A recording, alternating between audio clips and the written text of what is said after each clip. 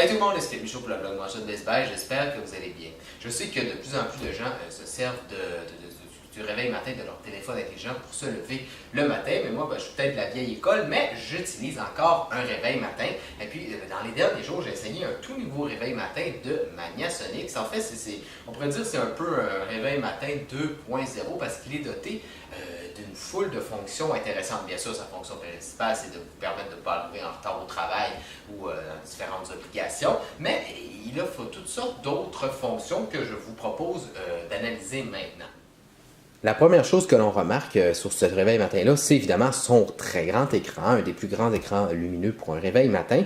Mais peut-être que vous avez peur justement que ce grand écran-là vous empêche de dormir, que ça fasse une espèce de grosse veilleuse. Eh bien, non. Pourquoi? Ben, c'est qu'il est doté d'un mode automatique. En fait, c'est que la luminosité de l'écran va s'adapter en fait à la luminosité de votre chambre. Plus il va faire noir et moins l'écran va être lumineux, et plus il va faire clair, par exemple, le matin, et plus ça va être lumineux. Donc, ça ne va pas vous déranger.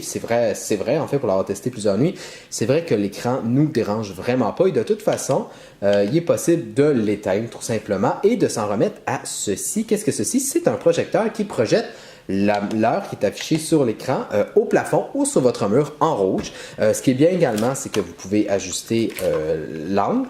En fait, la direction, vous pouvez faire tourner à 180 degrés en appuyant ici. Et puis même le fermer si ça vous dérange. Et ici, vous pouvez faire le focus. Cette lumière-là est rouge. Ça fait donc au plafond ou sur le mur. Vous pouvez le tourner comme ça. Ben, c'est pas trop dérangeant. En fait, ça m'a vraiment pas dérangé. Ma conjointe non plus. Puis même, je trouvais que c'était même mieux d'avoir l'heure sur le plafond que l'heure là-dessus. C'est une fonction que j'ai personnellement adorée. Donc, on va revenir ici. Sur le haut, on trouve différents boutons. Vous avez, par exemple, ici, comme j'ai dit, c'est le bouton justement pour ajuster la lumière, mais c'est également le fameux snooze. Si vous vous réveillez, que ça ne vous tente pas de vous lever ce matin-là, vous pouvez appuyer facilement là-dessus. Il est très gros, donc vous pouvez facilement le trouver. Ici, vous avez des flèches qui permettent, par exemple, de changer l'heure quand vous appuyez sur 7, qui est ici, ou quand vous réglez vos heures ici. Là, je vais revenir tout à l'heure à ces deux petits cadrans-là. Il est équipé évidemment d'une radio, donc vous pouvez ouvrir votre radio ici. Donc on peut appuyer ici, vous pouvez changer de chaîne si vous le désirez en appuyant sur les flèches là. Donc ça c'est le bouton de la radio. Vous pouvez ici éteindre vraiment votre alarme si vous voulez lever le matin. On va tourner ici sur le côté. Sur le côté, vous avez, donc je ne l'ai pas dit, mais vous avez deux alarmes. Pourquoi deux alarmes? Ben, c'est simple. Soit vous viviez avec quelqu'un, un homme ou une femme, et puis ben, cette personne-là se réveille pas à la même heure que vous.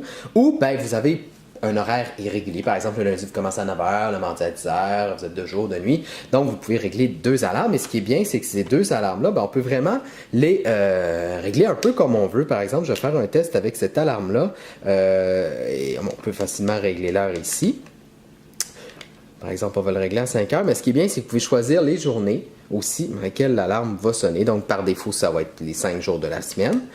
Et puis ici, vous pouvez aussi choisir le volume pour ne pas faire le saut quand vous vous réveillez. Donc, c'est vraiment bien. Et puis, ce qui est bien également, c'est que vous pouvez choisir soit l'espèce de bip sonore ou, si vous n'êtes pas très bip sonore, vous pouvez aussi demander à la radio de vous réveiller. Donc, ça, c'était pour les réveils matins. Donc, je vais juste les fermer ici, donc c'est facile de les éteindre. Autre fonction intéressante, ici, vous voyez, c'est la date. Mais si vous ne voulez pas voir la date, vous pouvez avoir la température ambiante. Comme on voit, il fait 26,7 degrés. Donc, on peut revenir à la date. Vous avez ici l'année. Donc, pourquoi là, vous voyez l'espèce de cadran change? C'est parce qu'ici, le capteur de lumière est ici. Donc, si je le bouge, ben, on voit que automatiquement la luminosité se change. Là, on va le tourner de sens pour que vous puissiez voir quelques autres fonctions, en fait, ces dernières fonctions. Donc, c'est un cadran qui est un réveil matin qu'on doit brancher à l'électricité. Ici, vous avez une entrée auxiliaire, mais ce que j'aime, c'est le port USB qui sert à recharger par exemple, votre téléphone intelligent. Donc, vous pouvez facilement le faire recharger à côté de votre réveil matin. Donc, vous n'avez pas besoin de le chercher le matin, ce qui va se retrouver justement à côté de votre réveil matin. Sinon, ben, c'est comme les autres cadrans, ben, là, quand on le règle à 8 heures, ben, il va sonner à 8 heures, donc il n'y a aucun problème à ce niveau-là. Globalement, ben, j'étais quand même assez impressionné par ce réveil matin-là. Comme j'ai dit, c'est un réveil matin plutôt techno, en fait, que les gens, les amoureux de techno devraient aimer. On retiendra son grand écran dont la luminosité s'ajuste automatiquement, son projecteur qui projette l'heure sur le plafond et le mur, et finalement, ben, sa recharge USB qui est très pratique pour les possesseurs de téléphones intelligents. Donc voilà, c'était Philippe Michaud pour le blog Branchot de Best Buy. Et puis, ben, si vous avez besoin d'informations supplémentaires, comme toujours, je vous invite à lire ma critique complète. Ciao!